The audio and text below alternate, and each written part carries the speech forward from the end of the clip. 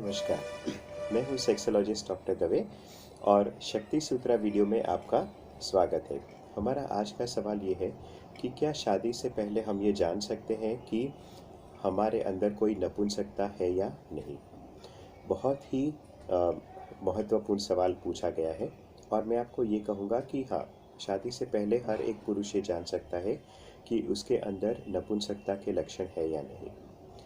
प्राय 100% लड़के जब से वे किशोर अवस्था में पैर रखते हैं तब से लेके युवावस्था तक और युवावस्था से लेके जब तक उनकी शादी नहीं हो जाती या किसी अन्य महिला के साथ वो शारीरिक संबंध नहीं बना लेते, सभी पुरुष हस्तमैथुन करते हैं। हस्तमैथुन यानी कि अपने हाथ से वीर्य निकालने की क्रिया को हम हिंदी में हस्तमैथुन कहते हैं। तो हर एक लड़का हस्तमैथुन लगभग करता ही है।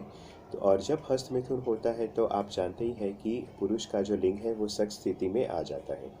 तो क्योंकि वो लिंग सख्त स्थिति में है तो वो पुरुष समझ ही सकता है कि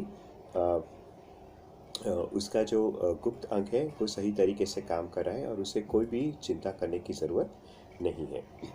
यहाँ पे मैं आपको एक उदाहरण देना चाहूँगा कि मेरे पास एक पेशेंट आया था जिसका नाम तो मैं असली नाम तो नहीं बता सकता, लेकिन आपके लिए मैं उसको मोहन के नाम से बुला रहा हूँ।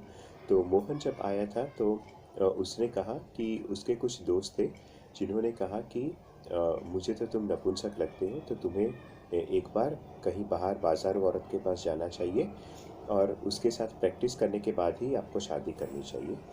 और ये जो था, क्योंकि उसे यौन शिक्षण का बिल्कुल ज्ञान नहीं था और दोस्त उसकी मजाक उड़ाने लगे, दोस्त के मन में क्या शरारत थी वो समझ नहीं पाया, तो वो जैसे तैसे करके वो किसी वेश्या के पास गया और वेश्या के पास गया तो गया, लेकिन उससे बड़ी समस्या ये हो गई कि वो गया लेकिन वहाँ से वो गुप्त रोग लेके आया था।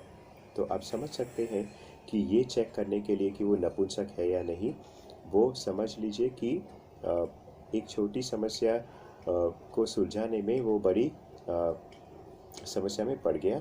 हिंदी में जिसे हम कहते हैं कि आसमान से गिरा तो खजूर पे अटका। तो ऐसा नहीं होना चाहिए। किसी भी पुरुष को किसी वेश्या के पास जाने की ज़रूरत नहीं ये जानने के लिए कि वो नपुंसक है या नहीं। मैंने जो तरीका बताया वही बिल्कुल सही है।